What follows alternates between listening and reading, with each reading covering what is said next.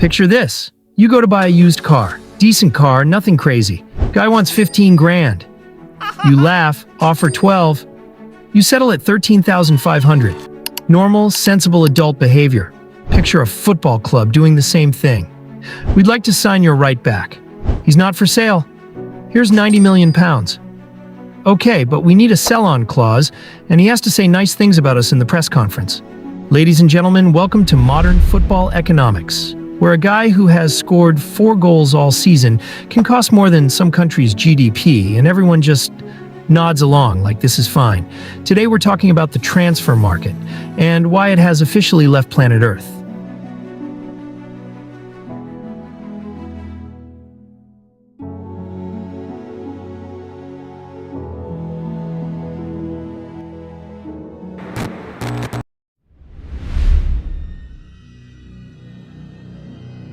Footballer Neymar has been officially unveiled by his new club, Paris Saint-Germain, at a press conference on Friday.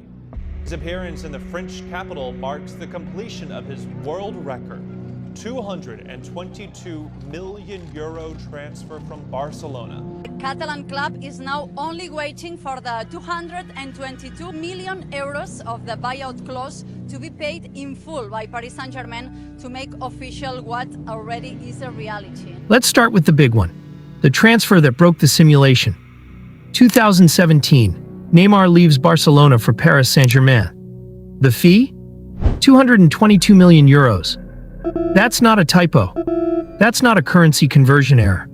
That's €222 million for one man to move from one football pitch to a slightly different football pitch, 90 minutes away by train. For context, you could buy an actual Boeing 737 for less than that. You could buy 222 Bugattis. You could buy a small army, and honestly, in some leagues, teams basically have. And here's the part that really gets me. PSG didn't buy Neymar because their team desperately needed a winger. They bought him because Qatar wanted the world to know PSG exists. It wasn't a football decision. It was a billboard with legs. Fast forward, and the record barely means anything anymore, because records get broken like ankles in a bad tackle. Kylian Mbappé, €180 million, at an age when most of us were still trying to pass our driving test. Ousmane Dembélé, €148 million, for a player whose injury record reads like a medical thriller. And just this year, 2026, we've had Alexander Isak move for something in the region of €145 million, and Morgan Rogers becoming the most expensive English footballer of all time. Good acquisition. I learned a long time ago not to put too much into transfer fees in today's football. None of them seem to make any sense to me. Outstanding player, but again, it just asks the question as to what are the direction that Chelsea are going in, certainly in terms of financially, how they do business. Let that sink in. The most expensive Englishman in the history of the sport, most expensive British player, breaking the record set earlier, is a name half of you had to Google mid-sentence just now. No shade to him. Great player.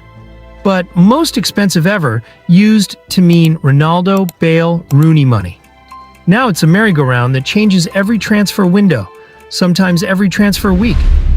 We are living through football's version of quantitative easing. Just print more fee.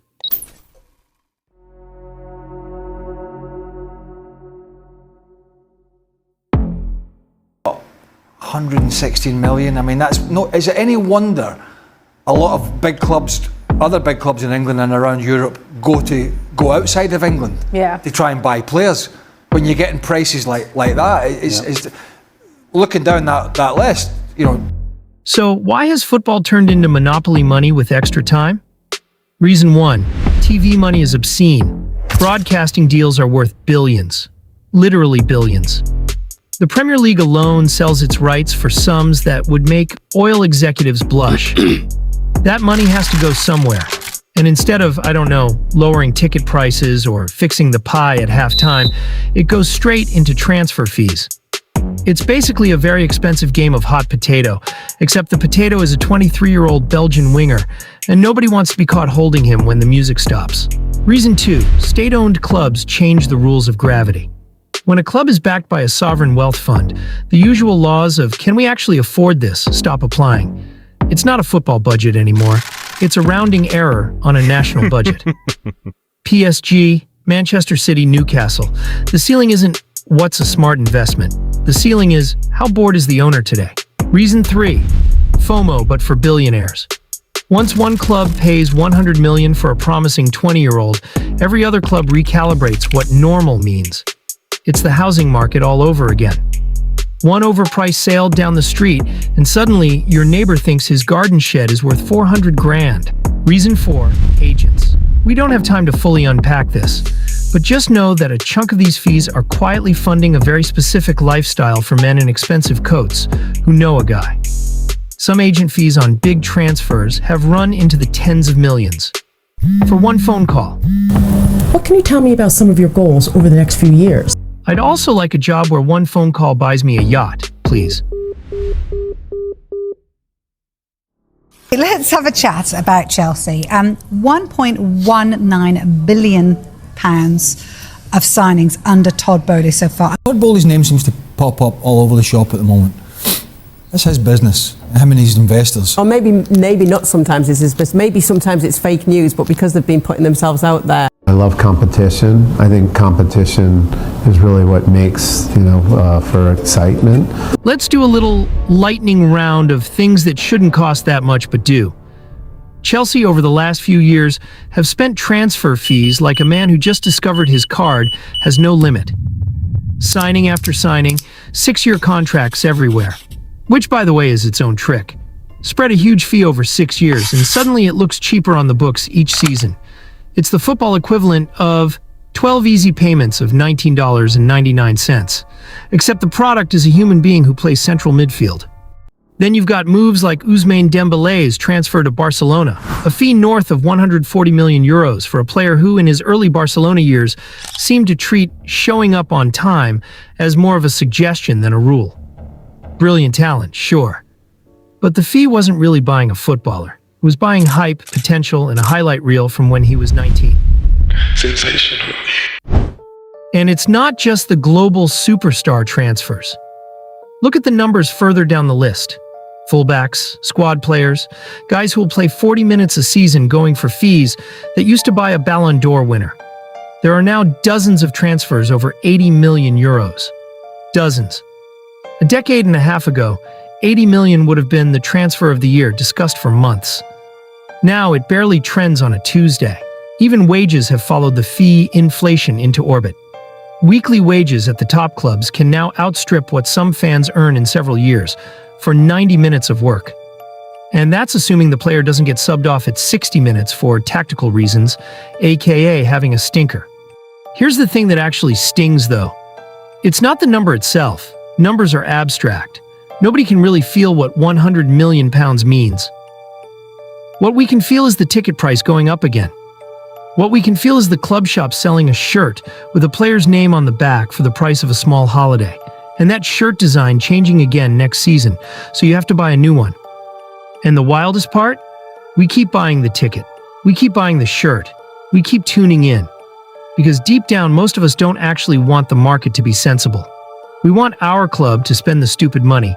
We just want the other club's spending to be the embarrassing, over-the-top one.